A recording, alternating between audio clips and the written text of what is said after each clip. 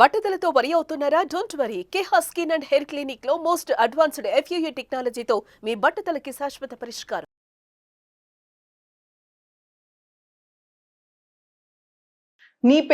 నీ పెయిన్స్కి ఇది రాయండి, లేదంటే ఈ పలానా చేస్తే, లేకపోతే సర్జరీ చేస్తే తగ్గిపోతుంది, ఏముందిలే అనుకుంటారు.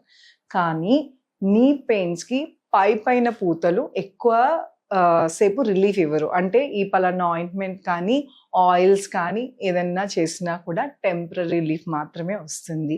అలాగే సర్జరీ చేస్తే ఏముందిలే చేంజ్ చేసుకుందామని కూడా కొంతమంది క్లాస్కి వచ్చిన వాళ్ళు కూడా చెప్తారు, ఏముందమ్మా ఆల్రెడీ నొక్కాల నొప్పులు ఉన్నాయి, దాన్నేమో సర్జరీ చేంజ్ చేసుకుందాం అనుకుంటున్నా తగ్గిపోతాయని.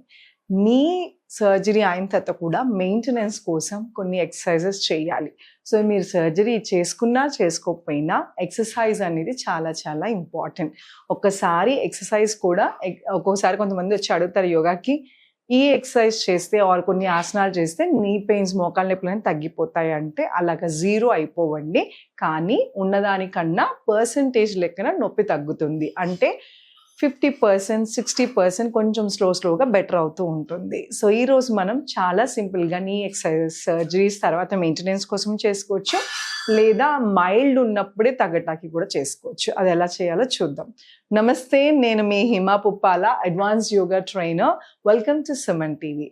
సో ఈరోజు పెద్ద వయసు వాళ్ళు ఆర్ సర్జరీస్ అయినా సరే, ఆర్ 35s, 40sలో కూడా నీ పెయిన్స్ మెట్లు ఎక్కినప్పుడు ఇబ్బందిగా ఉంది, మోకాళ్ళు ఇబ్బంది పడుతున్నాయి, ఎక్కువసేపు వాక్ చేస్తే నీ పెయిన్ వస్తుంది, స్టాండింగ్లో ఎక్కువ వస్తుంది అన్న వాళ్ళు ఈ ఎక్సర్సైజ్ ముందుగానే స్టార్ట్ చేస్తే సివియర్ అవ్వవు. సివియర్ అయిన వాళ్ళకి కొంచెం తొందరగా రిలీఫ్ వస్తుంది. అది ఎలా చేయాలో చూద్దాం.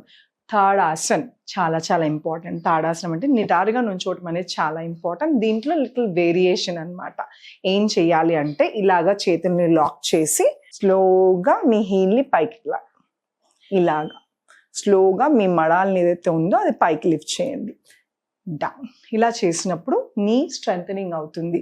నీ అనే కాదు, చుట్టూ ఉన్న భాగం అంటే మీ పిక్కల దగ్గర కాఫ్ మసిల్స్, అలాగే హ్యామ్స్ట్రింగ్స్, క్వాడ్రిసెప్స్ ఇవన్నీ కూడా ఇన్వాల్వ్ అవుతాయి.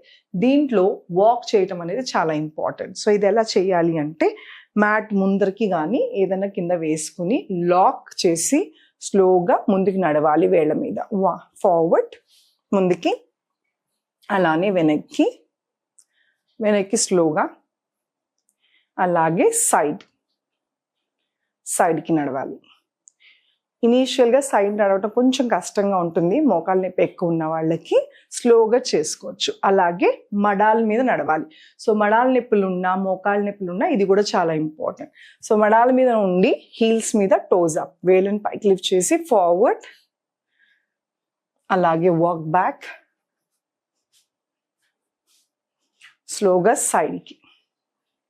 ఇది కూడా చాలా మంచి ఎక్సర్సైజ్. మీ కాప్స్, నీస్ స్ట్రెంథనింగ్ కోసం చాలా బాగా హెల్ప్ అవుతాయి.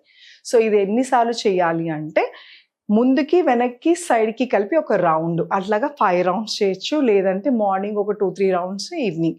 ఇది యోగా మ్యాట్ మీద చేయొచ్చు, లేదంటే గ్రాస్ పార్క్స్లో అట్లాగా అవైలబుల్గా ఉంది, లాన్ అవైలబుల్ ఉందంటే చక్కగా బేర్ ఫుట్తో అంటే కాళ్ళకి ఏమీ లేకుండా చేసుకుంటే మంచి ఎక్సర్సైజ్ అవుతాయి, పాదాలు స్టిమ్యులేట్ కూడా అవుతాయి.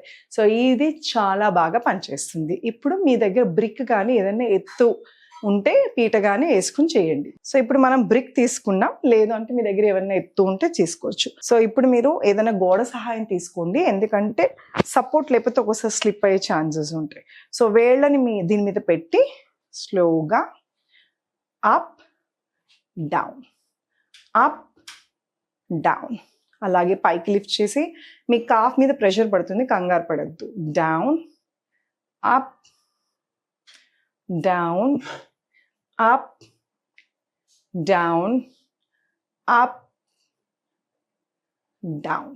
ఇలా చేసినప్పుడు మీరు లిఫ్ట్ చేసినప్పుడు బాగా మోకాళ్ళ నొప్పులు ఉన్న వాళ్ళకి కొంచెం పెయిన్ వస్తాం సహజం, కానీ స్లోగా పెంచుకుంటా వెళ్తే చాలా రిలీఫ్ వస్తుంది.